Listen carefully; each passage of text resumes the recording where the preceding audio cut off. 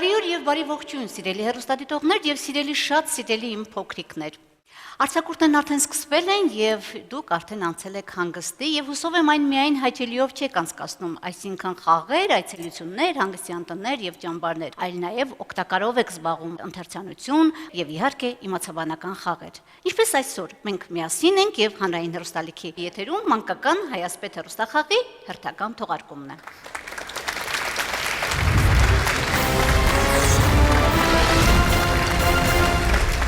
Հաղորդաշարին աջակցում է Հայաստանի Հանրապետության Պաշտպանության նախարարությունը, պաշտոնական գործընկերն է Կրթության եւ Գիտության նախարարությունը։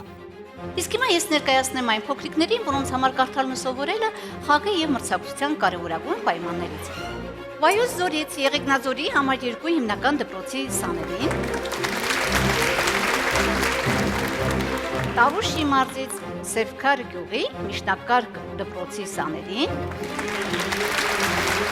եւ Երևանից Հակոբ Պարոյանի անվան համար 59 դպրոցի սաներին։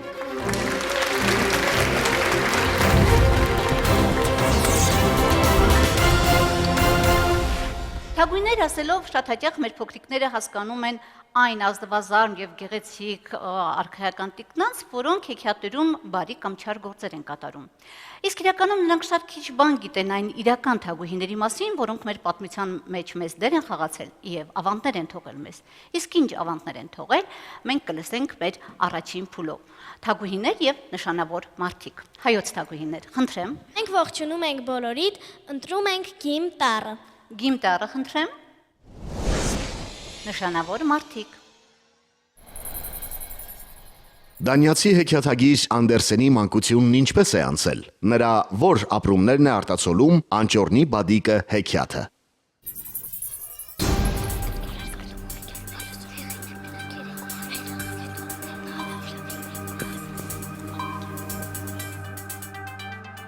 Պատրաստ են։ Հարցին կպատասխանի Ավագյան Հեղինեն։ Հեղին է։ Անդերսենը 12 տարեկանից ստիպված էր թողնել դպրոցը եւ աշխատել ապրուստ հայթայթելու համար։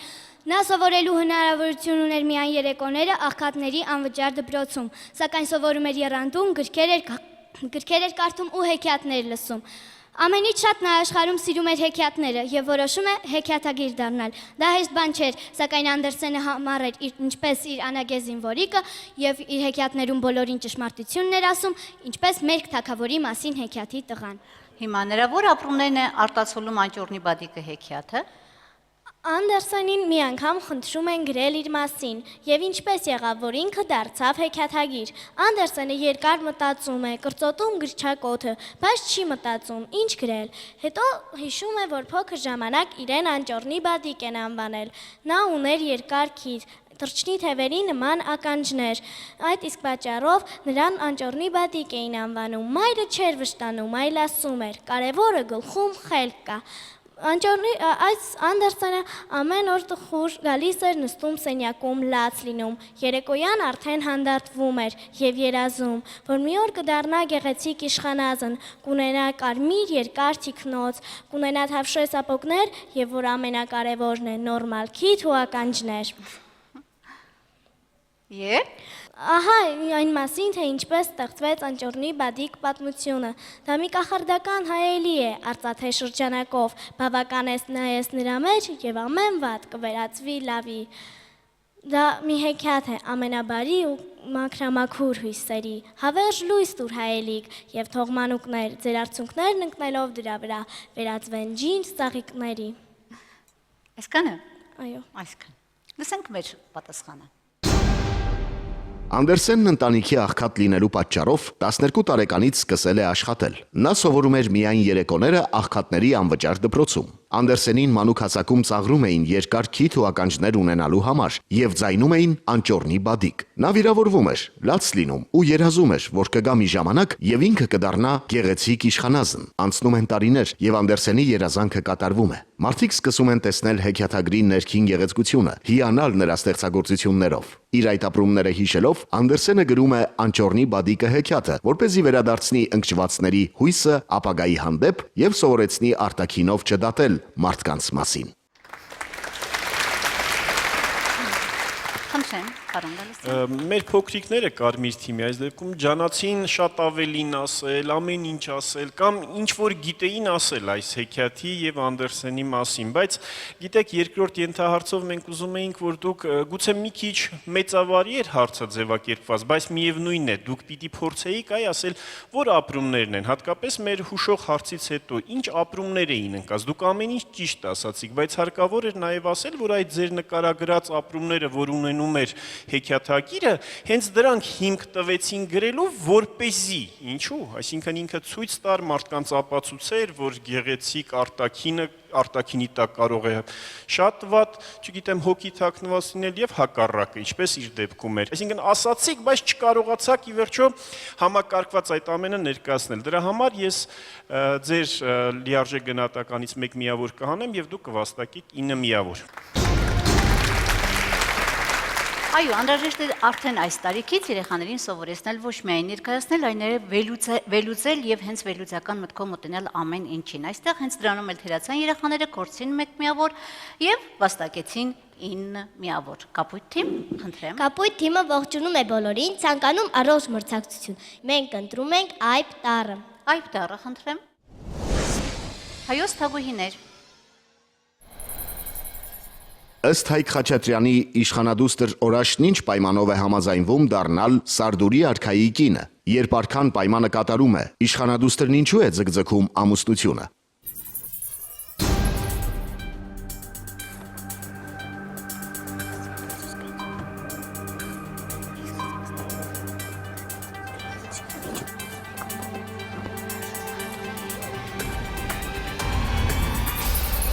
Խնդրեմ։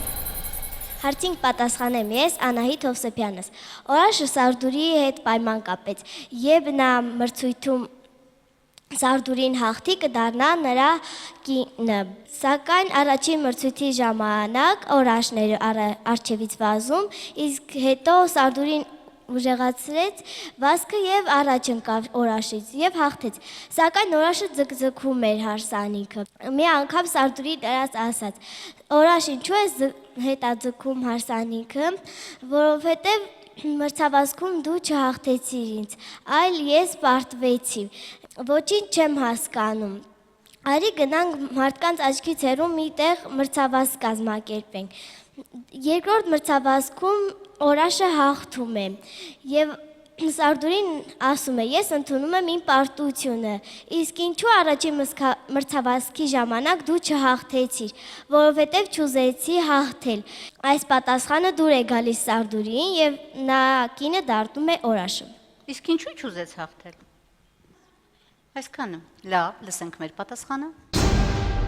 Իշխանադուստրը Սարդուրի արքայի առջև պայման է դնում, որ կամուսնանա նրա հետ, եթե արքան հաղթի իրեն վազքի մրցույթում։ Արքան համաձայնվում է եւ շինականների առաջ մրցելով կարողանում է հաղթել աղջկան։ Սակայն աղջիկը ձգձգում էր հարսանիքը, քանի որ իրականում նա դիտավորյալ էր պարտվել արքային։ Ամայի տարածությունում Սարդուրին եւ իշխանադուստրը կրկին մրցում են եւ այս անգամ հաղթում է աղջիկը։ Արքայի հարցին, թե ինչու պարտվեց առաջին մրցության ժամանակ, աղջիկը պատասխանում է. հպատակների առաջ արքան պետք է հաղթող լինի ամեն ինչում։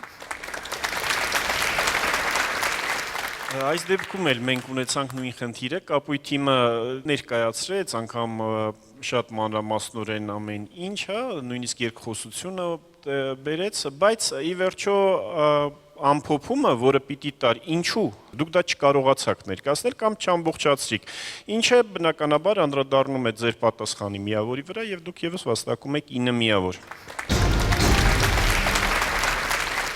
9 միավոր է վաստակում կապույտ թիմը եւս եւ անցնում ենք նարնջագույնին, խնդրեմ։ Մենք ողջունում ենք բոլորին, մաղթում ենք հաճելի խաղ եւ ընտրում ենք Բեն տառը։ Բեն տառը, խնդրեմ։ Նշանավոր մարդիկ։ Միքելանջելոն նկարչության առաջին ուսուցչի մոտ ինչ հաջողություններ է ունեցել։ Նա ինչ դժվարություններ է հաղթահարել Սիքստինյան մատուռի առաստաղը նկարազարդելիս։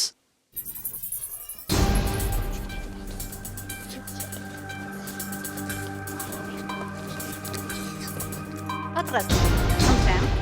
Հարցին կպատասխանեմ ես Արմեն Պասպանջյանս։ Միքելանջելոն առաստաղը նկարելիս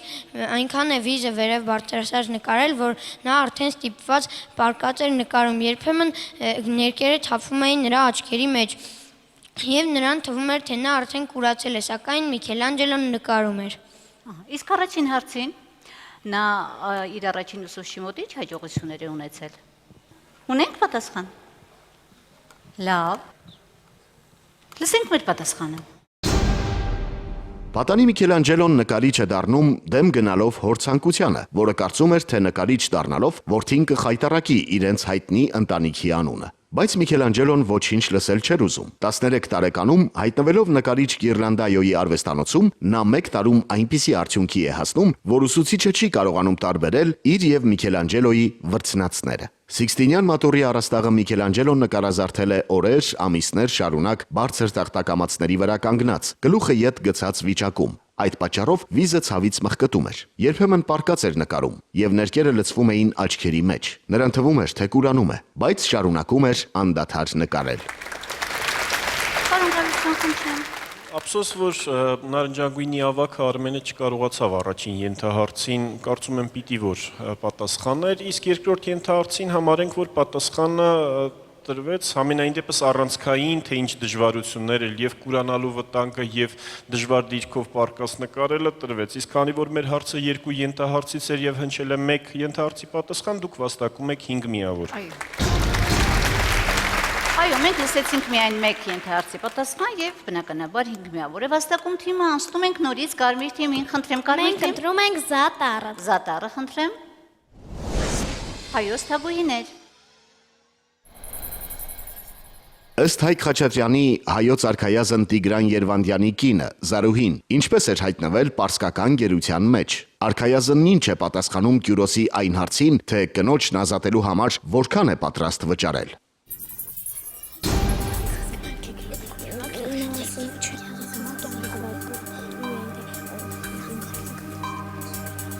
Պատրաստ եք, խնդրեմ։ Հարցին կպատասխանի Ոսկանյան Գոհարը։ Գոհար։ Ըստ Հայկ Խաչատրյանի, երբ Մարազ թագավորության զորքերը հարձակվում են Տիգրան Երվանդյանի զորքերի դեմ, նրանք տանում են իրենց հետ արքունիքի անդամներին։ Այդ գերվածների մեջ է նաև արքայազն Տիգրան Երվանդյանի կինը Զարուհին, եւ չնայած Կյուրոսը նրա որսընկերն էր, սակայն ըստ արքունական պահանջների նա պետք է փրկագեն պահանջել գերված հայերին ազատելու համար, եւ նա այդ հարցով դիմում է Տիգրանին, իսկ Տիգրանը պատասխանում է. ես իմ անձը գլխովին կտամ, բայց իմ կինը չպետք է դառնա ինչ-որ մեկին աղախին։ Իսկ ինչ հարցով է դիմում Տիգրանին։ Հարցնում է, թե ինչ փրկագին կտաս, որպեսզի ազատենք քո կնոջը, Զարուհուն։ Այսքանը։ Այո։ Լավ։ Լսենք մեր պատասխանը։ Հայոց արքա Երվանդ Սակավակյացի զորքը պարտվում է մարերի եւ պարսիկների ուժերից եւ արքունիքի անդամները գերեվարվում են։ Նրանց հետ էր նաեւ արքայազն Տիգրանի կինը։ Թեև Տիգրանը Կյուրոսի որսընկերն էր, ժամանակի օրենքներով գերիներին ազատելու համար պետք է փրկագին տրվեր։ Կյուրոսի այն հարցին, թե որքան կվճարի, որպեսզի ետ ստանա կնոջը, Տիգրանը պատասխանում է. «Կյանքս, ես ով Կյուրոս, իմ անձը գլխովին կտամ, որպեսզի իմ կինը երբեք աղախին չլինի»։ Ասպետական այս պատասխանը, որ գրի է առել հույն պատմիչ Քսենոփոնն իր Կյուրոպեդիա աշխատությունում, կնոջ հանդեպ սիրո եւ նվիրվածության հնագույն առհավատչյան է։ Ողջունում ենք Կարմիր թիմին։ Պարոն Գալստյան։ Ցանկալի կլներ, որ դուք նաև վերջին ասած միտքը, որը պատասխանել էր Տիգրանը, այդ դա նաև ինչքան որ հասկանում եք կամ ինչպես որ հասկանում եք, նաև մեկնաբանեիք։ Այնուամենայնիվ մեր երկու ենթահարցերին դուք տվեցիք ամբողջական պատասխան եւ թիմը վաստակում է 10 միավոր։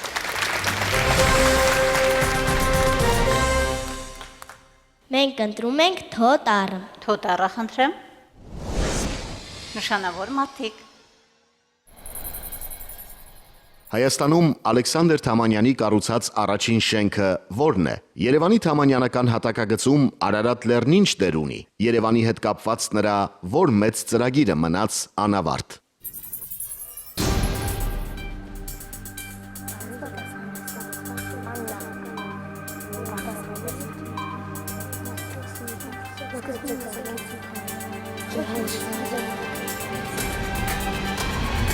Պատրաստ եք, խնդրեմ։ Հարցին պատասխանի Աննա Շիրինյանը։ Աննա։ Հայաստանում Ալեքսանդր Թամանյանի կառուցած առաջին կառույցը Հրազդանի կիրճում գտնվող ջրաէլեկտրակայանն է, որը լուսավորեց մրցի մեջ խարխափող Երևանը։ Սկզբում Ալեքսանդր Թամանյանը կառուցեց Երևանը 150,000 բնակչի համար, բայց երբ ուզում էր դարձնել 500,000 բնակչի համար, նրա գործը մնաց անավարտ։ Արարատ լեռը Երևանի համար մեծ նշանակություն ուներ։ Երևանը պետք է փռված լիներ Արարատ լեռան փեշերին դեպի մեծ ու փոքր մասիսներ։ Լսենք մեր պատասխանը։ Հայաստան գալով Ալեքսանդր Թամանյանը Հրազդանի ձորում կառուցեց ջրաէլեկտրակայանի շենքը, հետո նա ստեղծեց Երևանի գլխավոր հատակագիծը, որը նախատեսված էր 150,000 մարդու համար։ Քաղաքը Արարատ լեռան հետ հետաքրքիր կոմպոզիցիա դարձավ։ Այն ամֆիթատրոնի ձևով տարածվեց դեպի Արարատը, որն ասես դրված էր բեմահարթակի վրա։ Հետագայում, մինչև կյանքի վերջը, Թամանյանը մշակեց մեծ Երևանի հատակագիծը 500,000 մարդու համար, բայց ճարտարապետի մահվան պատճառով այն մնաց անավարտ։ Ողջունում եք Կապույտ թիմին։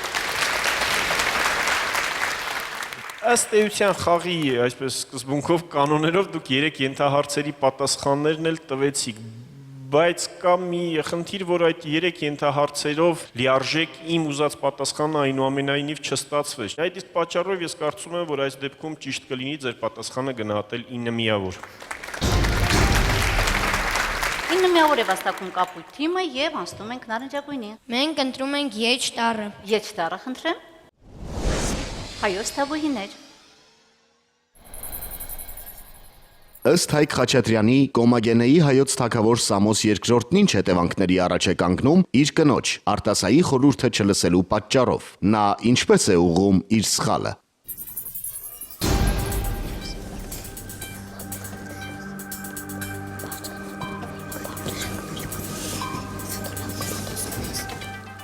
Պատրաստ։ Խնդրեմ։ Հարցին կպատասխանի Կայսերյան Սաթենիկ։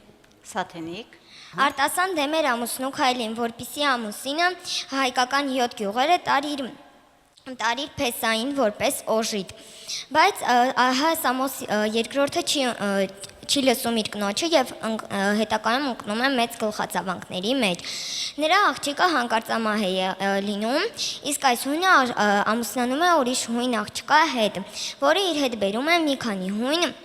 ընտանիքների։ Նրանք հայ ընտանիքներին վրընդում են այնտեղից եւ հայկական 7 գյուղերը դարձնում են իրենցը։ Սամոս II-ը ուզում է հետ վերցնել, բայց հույնը ծաղրում է նրան եւ նրա աչքն է կողում այն թղթերը, որտեղ նա ստորագրել էր, որ հավերժական հայկական 7 գյուղերը տալիս է իր փեսային։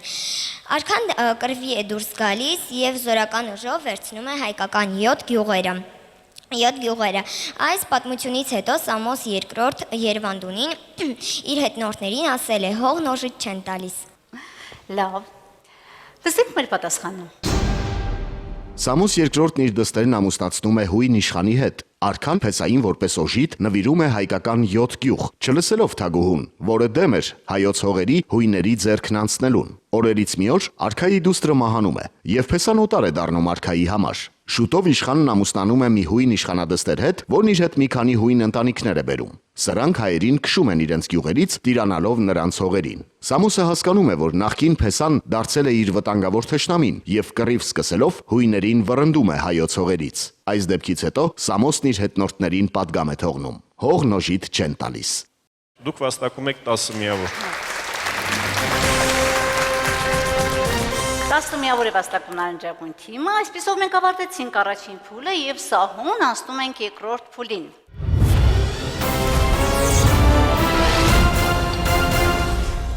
Բնությունն հաճախ է մեզ զարմացնում իր կերտած անձեռակերտ հրաշալիքներով, սակայն մարդն էլ երբեմն հետ չի մնում նրանից եւ այնպիսի հրաշալիքներ է կառուցում, որ աշխարհը դառնում է շատ ավելի զարմանահրաշ աշխարհ եւ աշխարհն ափի մեջ։ Կլսենք երկրորդ փուլում։ Խնդրեմ, Կարմիր թիմ։ Մենք ընտրում ենք հոտառը։ Հոտառը խնդրեմ։ Զարմանահրաշ աշխարհ։ Ամերիկայի Միացյալ Նահանգների Արիզոնա նահանգում գտնվող Բարինջերի խառնարանն ինչպես է առաջացել։ ԱՄՆ-ի Կոլորադո գետը վիթխարի ինչ ձոր է առաջացրել։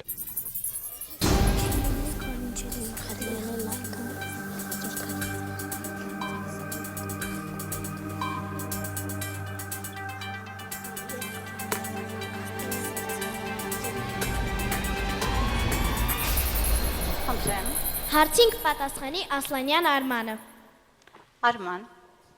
Ամերիկայի Միացյալ Նահանգների բարինջների խառնարանը առաջացել է մոտ 300,000 տոննա կշռող երկնաքարի եւ երկրի բախումից։ Խառնարանի դեռ 100 կիլոմետր շրջակայքում գտնվում են հալված մետաղի պնդացած կաթիլներ եւ ապակի։ Այդ ապակիներն ու կաթիլները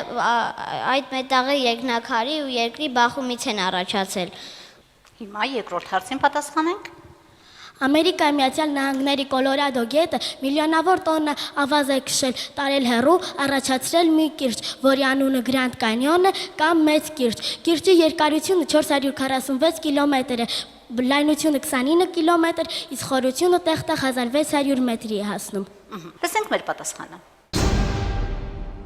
Հազարավոր տարիներ առաջ ԱՄՆ-ի Արիզոնա նահանգում ընկած մոտ 300,000 տոննա կշռով երկնաքարը մի վիթխարի փոս է առաջացրել։ Խառնարանի լայնքը մոտ 1 կիլոմետր է, խորությունը 180 մետր։ Խառնարանի շուրջ 100 կիլոմետր շարավիղով դեռ հալված մետաղի պնդացած կաթիլներ ու ապակիներ են գտնում։ Դրանք այն մնացորդներն են, որ առաջացել են երկնաքարի ու երկրի բախումից։ ԱՄՆ-ի Կոլորադո գետը միլիոնավոր տոննա քարեր մաշելով եւ հեռու քշելով առաջացրել է ահռելի ձոր, որն անվանում են Մեծ կիրճ, Grand Canyon։ Մեծ կիրճի լայնությունը տեղ-տեղ 29 կիլոմետր է, խորությունը մինչև 1600 մետր։ Ողջունում ենք Կարմիր TV-ին։ Պարոն Գրիգորյան, խնդրեմ։ Մենք երկու ենթահարցի պատասխանը ընդհանուր առմամբ ստացանք, սակայն մի փոքրիկ թերություններ նկատեցինք, որը ես կարծում եմ այդքան մեծ ազդեցություն չպետք է ունենա լայնության առումով կամ խորության առումով, բայց երկու ենթահարցի պատասխանը թիմակիցները տվեցին եւ թիմը վաստակում է 10 միավոր։ Հիմա ընտրում եք ապույտ թիմը, ընտրեք տառը։ Մենք ընտրում ենք Ծ տառը։ Ծ տառը, խնդրեմ։ Զարմանահրաշ աշխարհ։ Հռոմի Կոլիզեումն ինչ նպատակով է կառուցվել, այն ինչու են երբեմն ջրով լցնում։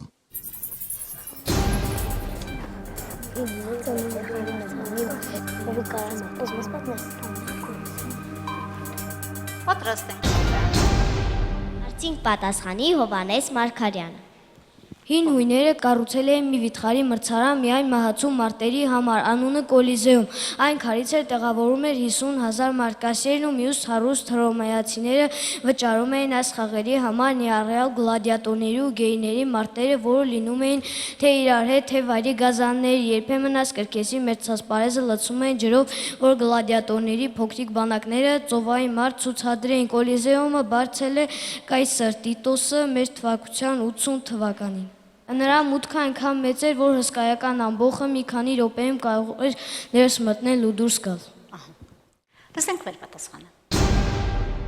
Կոլիզեումի կառուցումն ավարտվել է 80 թվականին Տիտոս կայսեր օրոք։ Հռոմեացիները կառուցել էին այդ վիթխարի մրցարանը մահացու մարտերի համար։ Այն քարից էր, տեղավորում էր մոտ 50,000 մարդու։ Կայսրերը ու մյուս հարուստ հռոմեացիները վճարում էին տեսնելու համար գլադիատորների ու գերիների մարտերը, որոնք մրցում էին թե իրար դեմ, թե վայրի գազանների։ Երբեմն այս կրկեսի մրցասպարեզը լցվում էր ջրով, որպեսզի գլադիատորների փոքրիկ բանակները ծովային մարտ ցուցադրեին։ Ողջունում եք Կապույտ թիմին։ Փոքրիկ Հովհաննեսը լավ պատասխան տվեց, երկու ենթահարցերին մենք ստացանք սպառիչ պատասխան եւ նա թիմին բերեց 10 միավոր։ Դարձյալ 10 միավոր ենք վաստակում եւ այսպես էլ շարունակում ենք նարնջագույն։ Մենք ընտրում ենք Խ տառը։ Խ տառը, խնդրեմ։ Աշխարհն ափի մեջ։ Նշեք Ռուսաստանի ամենաերկար լեռնաշղթան եւ Եվրոպայի ամենաբարձր գագաթը։ Քանի գործող հրաբուխ կա Ռուսաստանում։ Դրանցից որն է ամենաբարձրը։ Որն է աշխարհի ամենախոր լիճը։ Պատրաստ ենք, խնդրեմ։ Հարցին կպատասխանի Էլեն Պետրոսյանը։ Էլեն։ Ռուսաստանում են գտնվում ամենաերկար լեռները, Ուրալյան լեռները, որոնց երկարությունը հասնում է 2100 կիլոմետրի։ Ուրալյան լեռները բաժանում են արևելաեվրոպական հարթավայրը արևմտասիբիրական հարթավայրից, իսկ արևմտասիբիրական հարթավայրից դեպի արևել գտնվում է միջինսիբիրական հարթավայրը։ Ամենաերկար լեռները Կովկասյան լեռներն են։ Ռուսաստանում է գտնվում նաև Եվրոպայի ամենաերկար լեռը Էլբրուսը, որի երկարությունը հասնում է 5642 մետրի։ Կամչատկա թերակղզում եւ Կուրիլյան կղզիներում ամենահաճախն են լինում հրաբխերը։ Այստեղ հանդիպում են 200 հրաբուխ, որոնցից 50-ը գործող են։ Ամենաբարձր հրաբուխը Կլյուչևսկայա սոպկան է, որի բարձրությունը 4750 մետր է։ Իսկ աշխարհի ամենախորը լիճը Բայկալ լիճն է, որի խորությունը հասնում է 1620 մետրի։ Ամենաբարձր լեռը դա Էլբրուսն է, որի երկարությունը հասնում է 5642 մետրի։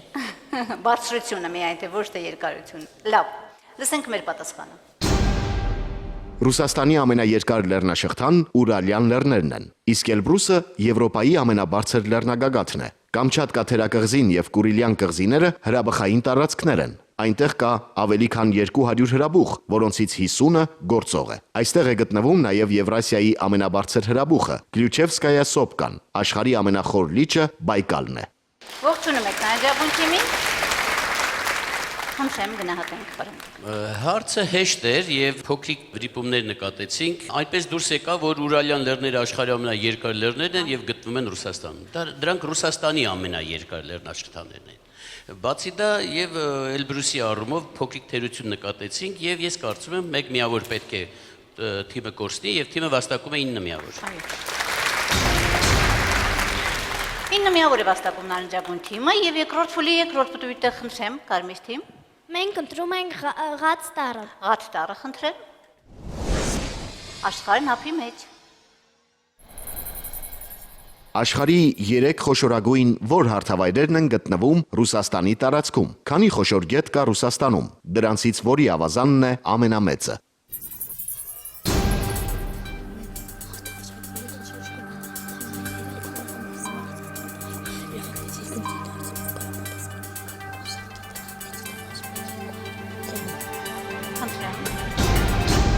Հարցին կպատասխանի Ոսկանյան Գոհարը։ Գոհար։ Աշխարհի 3 խոշորագույն հարթավայրերն են՝ արևելաեվրոպական հարթավայրը, արևմտասիբիրական դաշտավայրը եւ միջին սիբիրական սարահարթը։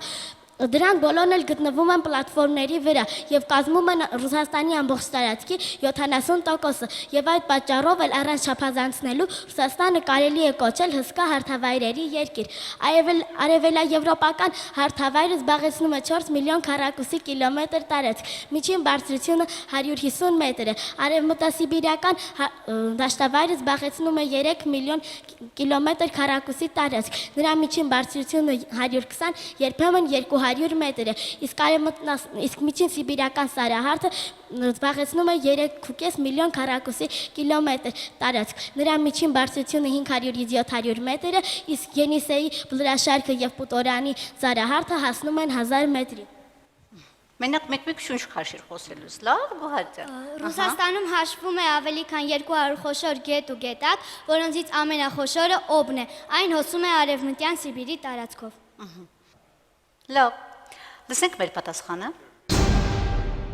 Հարթավայրերը զբաղեցնում են Ռուսաստանի տարածքի ավելի քան 70%-ը։ Այդտեղ են գտնվում աշխարհի 3 խոշորագույն ռուսական, արևմտասիբիրական եւ միջինսիբիրական հարթավայրերը։ Ռուսաստանն ունի մոտ 2.5 միլիոն գետ, որոնցից 200-ը մեծ են, իսկ ամենամեծ ավազան ունեցողը Օբն է։ Նրա ջրերը հոսում են արևմտյան Սիբիրի տարածքով։ Ողջունում ենք Կարմիր թիմին։ Գոհարը շատ լավ պատասխան տվեց, ասեմ, որ Օբը ամենամեծ ավազան ունեցող գետն է, այստեղ մենք Պարոն Գրիգորյան, սա երեխաների սխալը չէ, գրքում այդպես է նշված։ Մենք հասկանում ենք, որ խոշոր գետ։ Ես տեղյակ եմ, որ այդպես է գրքում, ուղղակի ես հեռուստադիտողի համար ասում եմ, որ Ռուսաստանի ամենաջրարատ գետը Ենիսեյն է, ամենաերկարը Լենան, իսկ ամենամեծ ավազան ունեցողը Օբ գետը։ Եվ սկզբից այնքան լավ գնաց պատասխանը, որ ես հակված էի նույնիսկ ամենաբարձր միավորի, բայց թիմը վաստակում է 10 միավոր։ 10 միավոր է վաստակում Կարմիր թիմը, հուսով ենք Գոհարը մյուս անգամ պատասխանի համար կարժանանա Հայասպետի, իսկ հիմա Կապույտ թիմին ենք դառնում։ Մենք ընտրում ենք Շատ առը։ Շատ առը խնդրեմ։ Աշխարհն ափի մեջ։ Ռուսական որ ֆիլմերն են Օսկար մրցանակի արժանացել։ Ռուսական կերպարվեստի որ ուղղությունն է առավել ինքնատիպ։ Նշեք այդ ուղղության երկու նշանավոր ներկայացուցիչների։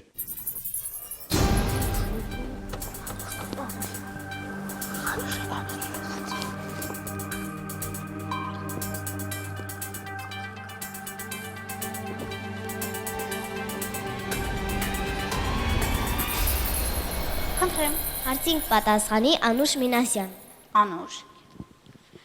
Ռուսական 3 ֆիլմերը արժանացել են Օսկար մրցանակի «Օտալեզով» լավագույն ֆիլմ անվանակարգում։ Դրանք են «Պատերազմ և խաղաղություն» Սերգեյ Բոնդարչուկի, «Արևից հոգնածները» Նիկիտա Միխալկովի և «Մոսկվան արցունքների չի հավատում» Վլադիմիր Մենշովի։ Երկու հայտնի նկարիչներ Ֆեոֆան Գրեգ և Անդրեյ Բոնդարչուկ։ Ռուսական կերպարվեստի ուղղություններից առավել հայտնին է սրբանկարչությունը։ Այսքանը։ Լսենք մեր պատասխանը։ Օսկար մրցանակ են ստացել Սերգեյ Բոնդարչուկի «Պատերազմ և խաղաղություն», Վլադիմիր Մենշովի «Մոսկվան արցունքների չի հավատում» և Նիկիտա Միխալկովի «Արևից հոգնածները» ֆիլմերը։ Ռուսական կերպարվեստի կարևորագույն ուղղություններից է սրբանկարչությունը։ Մեծ հռչակ ունեն ռուս սրբանկարիչներ Անդրեյ Ռուբլյովն ու Ֆեոֆան Գրեկը։ Ողջունում ենք կապույտ թիմին։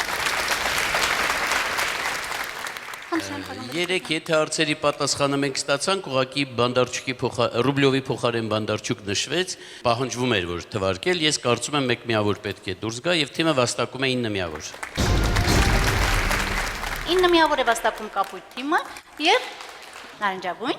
Մենք ընտրում ենք Չ տառը։ Չ տառը խնդրեմ։ Զարմանահրաշ աշխարհ։ 20-րդ դարում ով հայտնաբերեց Մաչու Պիկչուն։ Այն ինչպիսի քաղաք էր։ Ացտեկներն ինչպես էին իրենց կղզին մեծացնում։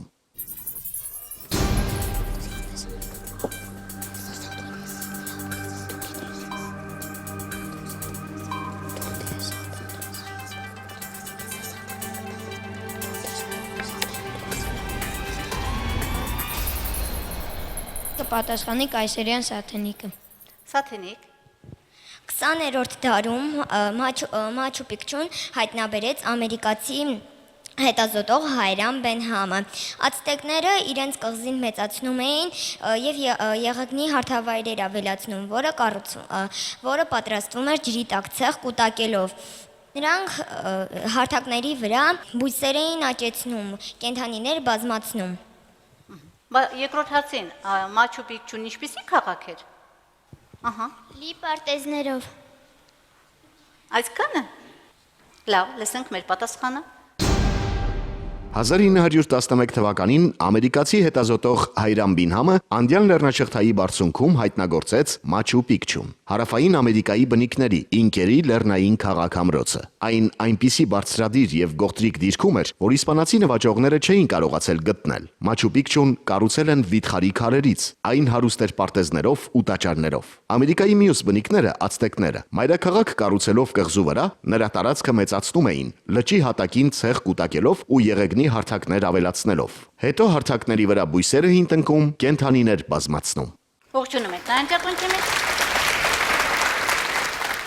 Սաթենիկը 2 ենթահարցի պատասխան տվեց։ Երկրորդ ենթահարցը թե ինչպիսին էր ամրոցը, թերի էր եւ կարծում եմ թիմը վաստակում է 8 միավոր։ 8 միավոր է վաստակում նարնջագույն թիմը, այսպեսով ավարտեցինք նաև երկրորդ փուլը, իսկ հիմա մեր երեխաները կներկայացնեն մեր շատ սիրված երգերը։ Խնդրեմ, Կարմիր թիմ։ Մենք ընտրում ենք Չ տառը։ Չ տառը, խնդրեմ։ Կաքավի գովքը, համեցեք։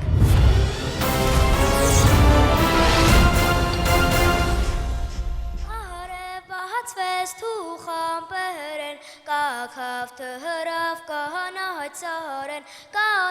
սարեն, սարի ծերեն, բորե բերավ ծաղիկներեն, սիրունիկ, նահաշուն կաքավիկ, սիրունիկ, նահաշուն կաքավիկ, Կաբունյուս ասաղիկներով շուշան նարգիս նուն ու վարով Կատեղ լծված ցող ու շաղով Կնես կելնես երկու տաղով Սիրունիկ նահաշուն կաքավիկ Սիրունիկ նահաշուն կաքավիկ Քոթև պապուկ ու խատուտիկ Պստիկ կտուց կարմիր տոտիկ Կարմիր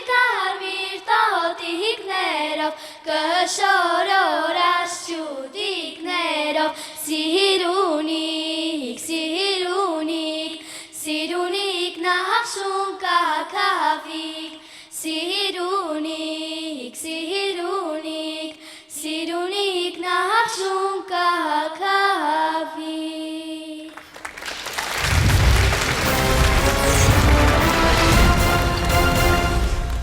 Խնդրեմ Տիկին Աթանասյան, գնահատեք կատարումը։ Մենք լսեցինք շատ գեղեցիկ քնքուշ կատարում, աղջիկները շատ գեղեցիկ ներկայացրեցին երգը եւ հետո վերջում ավարտեցին բավականին հետաքրքիր միասին։ Ես կարծում եմ, որ կատարումը արժանի է 10 միավորի։ 10 միավոր է վաստակում Կարմիր թիմը, հիմա հերթը Կապույտինն է, ընտրում ենք տառը։ Մենք ընտրում ենք գիմ տառը։ Գիմ տառը խնդրեմ։ Իմ չինարի յարը։ Համեցեք։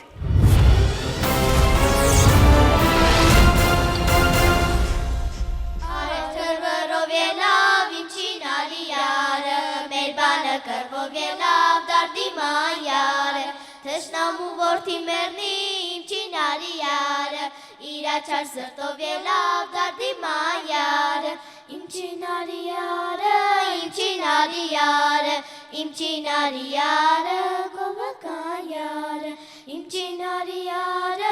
իմ չինալի յարը, իմ չինալի յարը, գովական յարը, ջրակը վառա վառա, իմ չինալի յարը, հոր հետ վատամար դարա դարդի մանյարը, մեր ու աղբեր թող տվին իմ չինալի յարը, ես իմ սիրածին առա դարդի մանյարը, իմ չինալի յարը, իմ չինալի յարը, իմ չինալի յարը, գովական յարը, իմ չինալի յարը, իմ չինալի յարը, իմ չինալի յարը, գովական յարը, քարափի ծերին կանչի իմ չինալի յարը, թող թշնամին ամաչի դարդի մանյարը, արևիտ մերնեմ երջան իմ չինալի յարը, չինալի պես կանաչի դարդի մանյարը, իմ չինալի յարը, իմ չինալի յարը, իմ չինալի յարը, գովական յարը, իմ չինալի յարը, իմ չինալի յարը, իմ չինալի յարը, գովական յարը։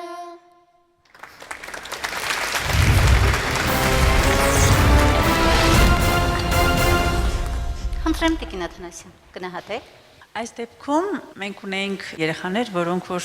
չձուլվեցին ընդհանուր խմբի հետ, բայց պարբերաբար ձուլվում էին, պարբերաբար չէ։ Հատկապես ուզում եմ գնահատել մասնագետի աշխատանքը, որովհետև շատ գեղեցիկ էին դրված ուժգնացումը, կատարման եւ մեղմացումը, շատ գեղեցիկ կատարեցիք։ Ափսոս, որ տարաձայն էիք մի քիչ։ Վաստակում եք 8 միավոր։ 8 միավոր է վաստակում Կապույտ թիմը եւ նարնջագույն ձեզ բաժին հասավ ռետառը։ Հիմա տեսնենք, որ երկն է թաքցնում ռետառը։ Սոնա յար, համեցեք։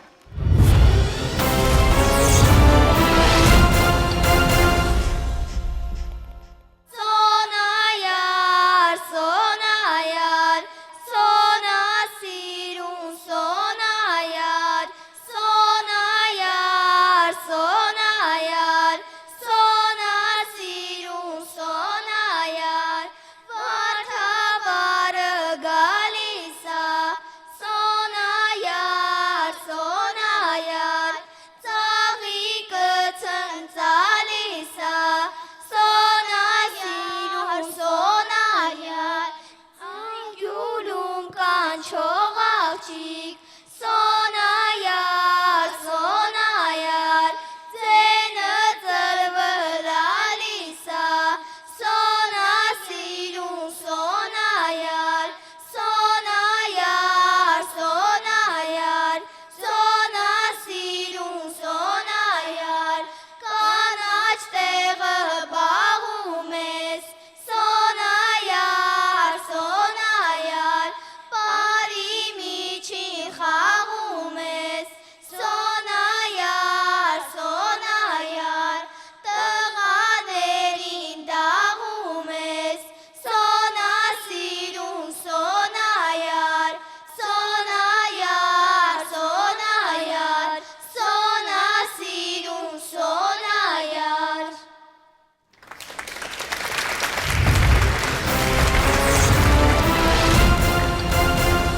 Խնդրեմ, գնահատեք։ Այս դեպքում մի քիչ բարդ է գնահատել, ինչու,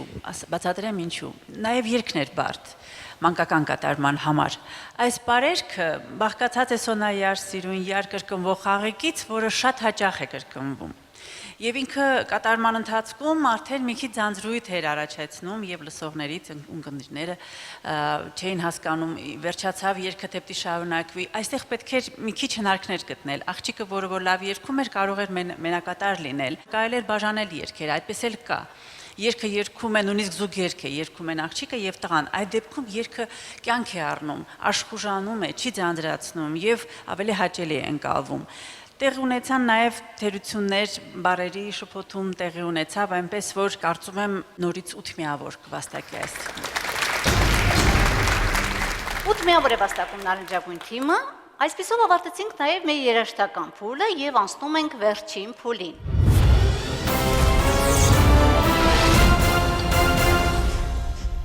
Որ կենդանիներն են դարձել մեր շատ սիրելի մուլտֆիլմերի եւ գրքերի հերոսներ, ինչ են սովորեցնում նրանք մեզ, եւ ընդհանրապես որքան հարուստ է մեր աշխարհը բազմաթիվ բազմապիսի ու շատ հետաքրքիր արարածներով։ Կլսենք ու կդիտենք երրորդ փուլում։ Կարմիր թիմ։ Մենք ընտրում ենք պետառը։ Պետառը խնդրեմ։ Կենդանիների աշխարհում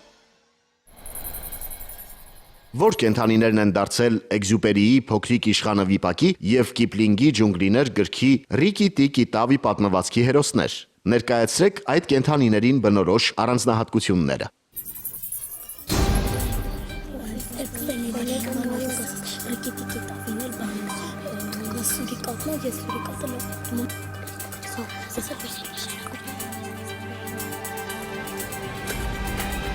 Պատրաստ ենք։ Հարցինք պատասխանի Գրիգորյան Մարինան։ Սենտ Էքզյուպերի փոքրիկ իշխանը հեքիաթում հանդես է գալիս Ֆենեք աղվեսը։ Ֆենեկը բնակվում է Աֆրիկայում եւ արաբական թերակղզում։ Արաբերեն բառ է Ֆենեկը, որը նշանակում է աղվես։ Իսկ Ռեդյարդ Կիպլինգի ջունգլիների գրքի Ռիկի Տիկի Տավի հերոսը Սուրիկատն է։ Սուրիկատը բնակվում է սավանաներում եւ անապատներում։ Այն մանգուստայինների ամենափոքր ներկայացուցիչն է։ Մարմնի երկարությունը 40 սանտիմետր է, պոչինը 30 սանտիմետր, քաշը մինչև 1 կիլոգրամ։ Կազմում են խմբեր, գաղութներ, որոնք բաղկացած է լինում 20-ից 30 անդամներից, երբեմն 60 անդամներից։ Դրանք կենդանիների մոտ հազվագետ են հանդիպում։ Գաղութներում լինում են 2-ից 3 ընտանիքներ։ Գաղութներում անընդհատ արյունահեղ կռիվներ են մղվում, հաղթող խումբը տիրում է պարտվող խմբերին եւ անխնա ոչնչացնում նրանց ձագերին։ Սուրիկատին երբեմն շփոթում են դեղին մանգուստի հետ, որը կոչվում է նաեւ կարմիր սուրիկատ եւ ապրում է սուրիկատի հետ գրեթե նույն վայրում։ Լրացում, խնդրեմ։ Ֆենեկը շնայինների ամենափոքր ներկայացուցիչն է։ Այսքանը։ Լսենք մեր պատասխանը։ Փոքրիկ իշխանը վիպակում հանդես է գալիս Ֆենեք աղվեսը, որն ապրում է Աֆրիկայի հյուսիսում եւ արաբական թերակղզում։ Ֆենեք արաբերեն նշանակում է աղվես։ Մարմնի երկարությունը մինչև 40 սանտիմետր է, քաշը մինչև 1.5 կիլոգրամ։ Ունի լայն ու մեծ ականջներ։ Ակտիվ է գիշերը, ցերեկը ննջում է գետնափոր բնում։ Վտանգի դեպքում կարող է թաքնվել ավազի տակ։ Ջունգլիներ գրքի Ռիկի Տիկի Տավի պատմվածքի հերոսը սովորական մանգուստն է, որը տարածված է Հնդկաստանում եւ հարակից երկրներում։ Մարմնի երկարությունը մինչև 45 սանտիմետր է, քաշը մինչև 2 կիլոգրամ։ Սնվում է մանր կենդանիներով, մողեսներով, օձերով, թռչուններով, պտուղներով։ Ճարպկության հաշվին կարողանում է թունավոր օձերին հաղթել։ Ողջունում եք Կարմիր թիմին։ Պարոն Գրիգորյան, խնդրեմ։ Հարցը հիմնականում ներկայացվեց, սակայն ներկայացնել այդ կենդանիների բնորոշ առանձնահատկությունները երեխաները լավ չներկայացրին եւ որոշ շփոթել կար, խառնեցին մեկը մյուսին։ Երրորդ ենթահարցում կար նույնպես թերություն եւ թիմը վաստակում է 6 միավոր։ 6 միավոր է վաստակում Կարմիր թիմը հարցի պատասխանի համար եւ անցնում ենք Կապույտ թիմին։ Մենք ընտրում ենք Չատառը։ Չատառը խնդրեմ։ Մուլտֆիլմեր։ Коля, вернись домой. Я тебя очень прошу. Надоел ты мне! Вот тебе! Уходи! Ովքեր էին այս փոքրիկ մարդուկները։ Փոքրիկ Կոլյան ինչու նեղացրեց նրանց։ Նա երբ հասկացավ, որ չի կարելի ապրել առանց այդ մարդուկների։ Սա կարելի եւ չի կարելի մուլտֆիլմից այս փոքրիկները մոշն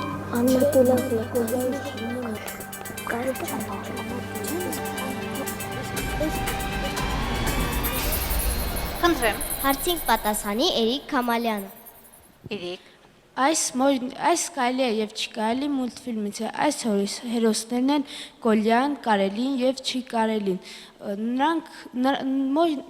Կոլյան նեղացրել էր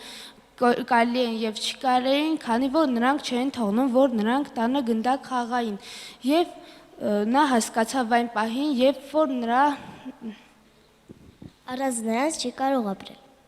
հիմա մենք պատասխանում ենք երկրորդ հարցին, փոքրիկ Կոլյան ինչու նեղացրեց նրանց եւ երբ հասկացավ, որ չի կարելի ապրել առանց դրանց։ Այս հարցին պատասխանեք, խնդրեմ։ Փոքրիկ Կոլյան նեղացրեց նրանց, որովհետև նրանք չէին թողնում, որպեսզի տանը գնդակ խաղար։ Եվ նա հասկացավ, որ առանց նրանց չի կարող ապրել։ Լրացում։ Երբ Մոժն Ինեզյան կարելի եւ չի կարելին թողեցին եւ հեռացան նրանից, այդ պահին նա հասկացավ, որ առանց նրանց ապրել չի կարող։ Լավ։ Լսենք մեր պատասխանը։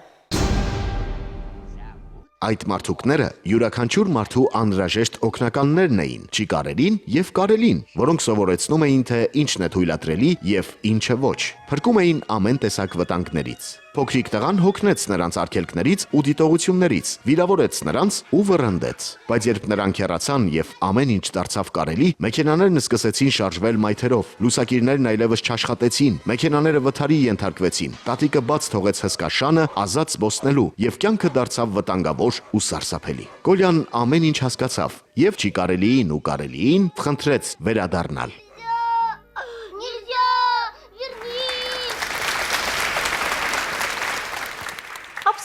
Ափսոս, այո, ափսոս, որ կապույտ թիմը չկարողացավ պատասխանել այս հարցին։ Ըստ էության ունենք մեկ ենթահարցի լրիվ պատասխան, ովքեր էին երկրորդ ենթահարցի դեպքում ամենայն դեպս ոչ լիարժեք էր այդ ենթահարցի պատասխանը, եւ ես կարծում եմ, որ ձեր ամբողջական հարցի պատասխանը ստացվեց կիսատ եւ դուք վաստակում եք 5 միավոր։ 5 միավոր է վաստակում կապույտ թիմը եւ անցնում ենք նարնջագույն թիմին, խնդրեմ։ Մենք ընտրում ենք Քետառը։ Քետառը, խնդրեմ։ Կենդանիների աշխարհում։ Լայնակիթ կապիկները որտեղ են ապրում, որոնք են նրանց ամենամեծ եւ ամենափոքր տեսակները, որ կապիկն է Հնդկաստանում սրբազան կենդանի համարվում։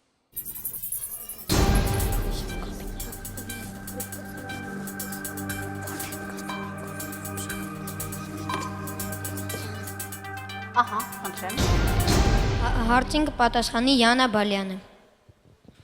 Լայնքիթ կապիկները տարածված են Ամերիկայում, ամենափոքրը խաղկաններն են։ Նրանց մամնի երկարությունը 11-ից 15 սանտիմետր է, քաշը 100-ից 150 գրամ։ Նրանք ունեն երկար պոչ։ Մեծ մասը ապրում է Ամազոն գետի ավազանում։ Նրանց կյանքի տևողությունը 16 տարի է։ Ամենախոշորը սարդակապիկային է։ Նրանց կարգին է պատկանում գորշ միրիկը։ Նրանց մամնի երկարությունը 80 սանտիմետր է, իսկ քաշը 15 կիլոգրամ։ Եվ որ կապիկն է Հնդկաստանում սրբազան կենդանի։ Հնդկաստանում սրբազան կապիկ է համարվում ասիական լանգուրները։ Այսքան է։ Վերջ։ Լսենք մեր պատասխանը։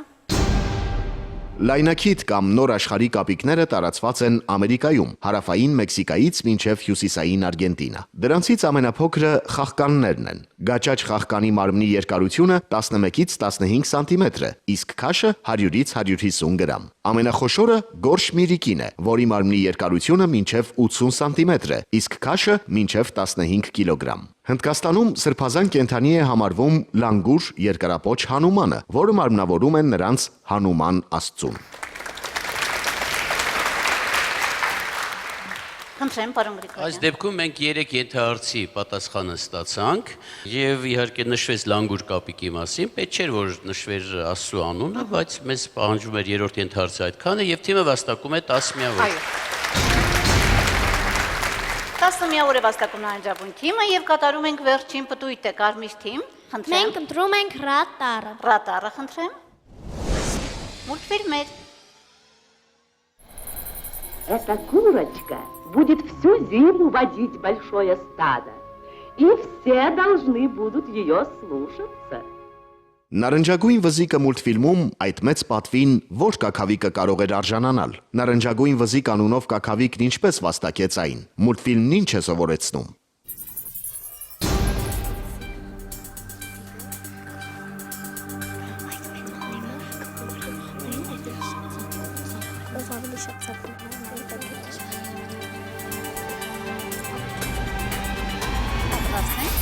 Հարցին կպատասխանի Ավակյան Հեղինեն։ Հեղին է։ Այդ մեծ պատվին կարող էր արժանանալ այն կաքավը, որը կունենար ամենաշատ երիտասարդ կաքավիկները։ Այդ պատիվը գլխավոր հավամայրն էր նարնջագույն վզիկը իր կարեկցանքի շնորհիվ կարողանում է դառնալ գլխավոր հավամայր։ Նա փրկում է իր հակառակորդ պրովկինների երեխաներին եւ ունենում է 24 ծակ։ Մուլտֆիլմը սովորեցնում է, որ դժվար իրավիճակներում պետք է մի կողմ դնել տարաձայնությունները եւ ցուցաբերել կարեկից ու սրտացավ վերաբերմունք։ Լավ, այսքանը լսենք մեր պատասխանը։ Մեծ պատվի կարժանանար այն կաքավիկը, որը աշտանը կներկայանար ամենաշատ ձագերով։ Նարնջագույն վզիկն ու իր ամուսինը, Պոտկովկինը, բույն են դնում ու ձագեր ունենում։ Պոտկովկինն ու հարևան կաքավը, Բորովկինը, հաշտ չէին, բայց երբ Բազեն առևանգում է Բորովկինին եւ նրա կնոջը, նարնջագույն վզիկն իր ամուսնու հետ որդեգրում է նրանց 12 ճուտիկներին եւ մեծացնում ինչպես իրենց ձագուկներին։ Աշտանը նարնջագույն վզիկը ներկայանում է 24 ձագերով եւ արժանանում մեծ պատվի։ Մուլտֆիլմը սովորեցնում է չտարվել մանր հաշիվներով, լինել մեծահոգի, անձնազոհ ու բարեսիրտ։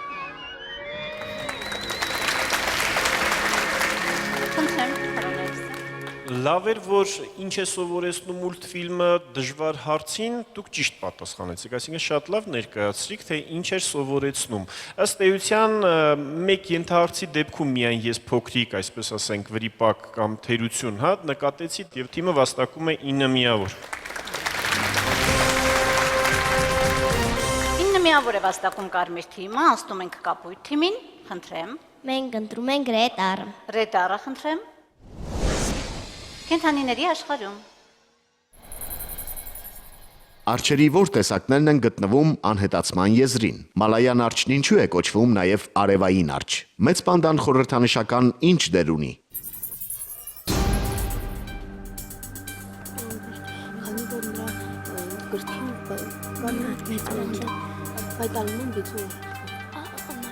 Պատրաստ ենք, խնդրեմ։ Հարցին պատասխանի Էրիկ Քամալյան։ Էրիկ։ Մալայան արջ կոչվում է արևային արջ, քանի որ նրա կրծքին պատկերված է մի բիծ, որը շեշտում է ծագող արև։ Մալայան արջը նույնպես գտնվում է անհետացման եզրին։ Անհետացման եզրին են գտնվում ակնոցավոր արջը Մեծ պանդան։ Մեծ պանդան Չինաստանի խորհրդանիշն է, նաև վայրի բնության համաշխարհային հիմնադրամի խորհրդանիշը։ Այսքանը։ Լավ։ Լսենք մեր պատասխանը։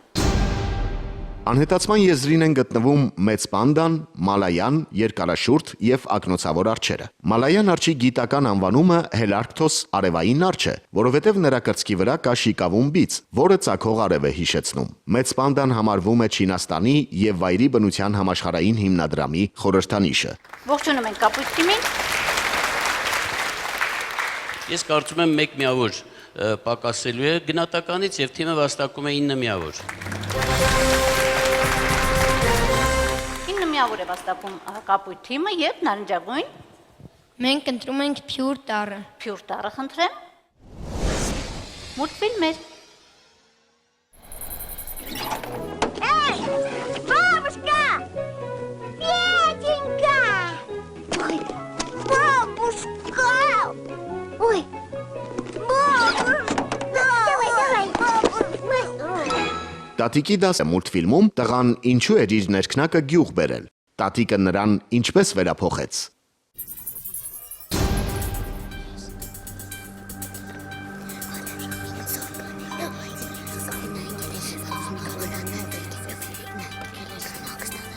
Պատրաստ ենք, խնդրեմ։ Տղան իր ներքնակը բերել էր տատիկի տուն հանգստանալու համար, որպեսզի պարկեր։ տատիկը նրան այնպես արեց, որ նա աշխատի։ Տատիկը սուտ հիվանդ ձևացավ եւ իր թորնիկին անընդհատ խնդրում էր, որ նա ինչ-որ գործ անի, եւ թորնիկին դա շատ դուր եկավ, եւ նա դրանից հետո սկսեց աշխատել եւ շատ գեղեցկացավ։ Լրացում, խնդրեմ։ Իսկ երբ նա միշտ սկսեց աշխատել այդ օրվանից, երբ տատիկը նրան ասում էր արիր հանգստանալու, նա ասում էր ոչ տատիկ, ես հանգստանալու ժամանակ չունեմ։ Եվ երբ նա արդեն գնաց տուն, տատիկը ասեց ներքնակդ մոռացել ես հետը տար, նա ասեց ոչ, ինձ այլևս հարկավոր չէ։ Այսքանը։ Լավ, լսենք մեր պատասխանը։ Պետյան, որ տատիկին օգնելու նպատակով գյուղ էր եկել, բերել էր նաև ներքնակը, որ պարկի եւ մի լավ հանգստանա։ Տատիկը սակայն որոշում է դաս տալ անբանությունից տրզած թորնիկին, ձևանում է հիվանդ եւ նրան խնդրում անել իր բոլոր գործերը։ Պետյան ստիպված էր զբաղվել տնտեսության գործերով, ջրհորից ջուր հանել, սագերին քշել, կթել այծին։ Ու թեև դա նրան չէր հաջողվում, բայց տատիկն ու հարևանուհի Կատյան համագործակցելով ստիպում են անբան ու շատակեր տղային սովորել ճիշտ աշխատել, նաև նիհարել։ Ի վերջո տատը հասնում է իր ուզածին։ Թորնիկը դառնում է աշխատասեր ու գործունյա։ Батюшки, а матрас-то где? Да не нужен он мне. Отдайте его кому-нибудь. Ահա։ Պարոն Գալստյան, խնդրեմ։ Փոքրիկ թերությունները թեկուզ եւ աննշան, բայց ձեր պատասխանից մեկ միավոր պակասեցնում են եւ դուք վաստակում եք 9 միավոր։ Այո, ես միշտ ասում եմ, կարելի է ճիշտ պատասխանել մեր հարցերին, բայց լավ չպատասխանել։ Այս դեպքում հենց այդպիսի դեպքի մենք հանդիպեցինք, պատասխանը լիարժեք չէր մատուցման առումով, ուստի եւ թիմը կորցնում է 1 միավոր եւ վաստակում է 9 միավոր։ Այսպիսով ավարտեցինք այսօրվա մեր խաղը եւ հիմա ես դառնում եմ դեպի հեռուստավահանակները եւ հայտարարում հավաքած միավորների քանակը։ Իսկ հետո կհայտարարենք, թե նաեւ այսօր ինչ արտառոց խաղ է մեզ մոտ։ Առաջին տեղում է Եղեգնաձորի թիմը 64 միավորով։ Երկրորդ տեղը կիսում են Սեփքարի եւ Երևանի թիմերը 59 միավորով։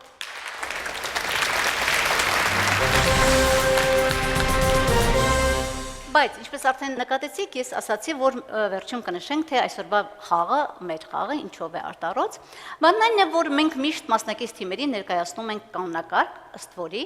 կա պահանջ, որ խաղացող հիմնական թիմում նվազագույնը պետք է լինեն 2 տղա։ Եվ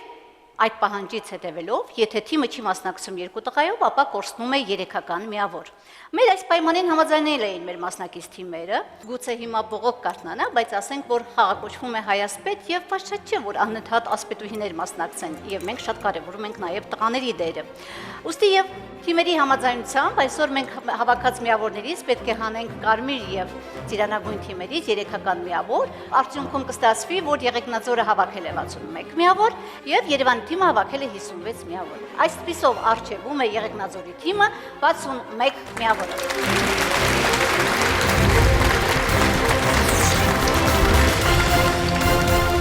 Ես շնորհավորում եմ մեր բոլոր թիմերին մասնակցության համար, խաղի համար եւ ինչպես միշտ մեր բոլոր թիմերին մենք ունենք նվերներ։ Նվերները խնդրեմ ներդեհիկներ բեմ բարձրացրեք։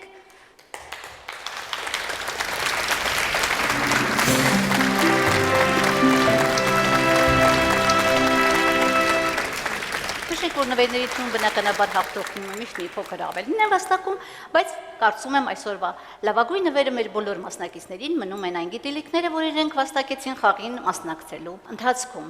Այսպեսով ավարտեցինք այսօրվա մեր խաղը, ես մաղթում եմ բոլոր մեր փոքրիկներին, դպրոցականներին հաճելի հանգիստ, լավ, լիարժեք արձակուրդներ եւ բարի վերադարձ սեպտեմբերին եւ դպրոց եւ հայասպետյան ասպարեզ։ Կհանդիպենք էլի մեկ շաբաթից։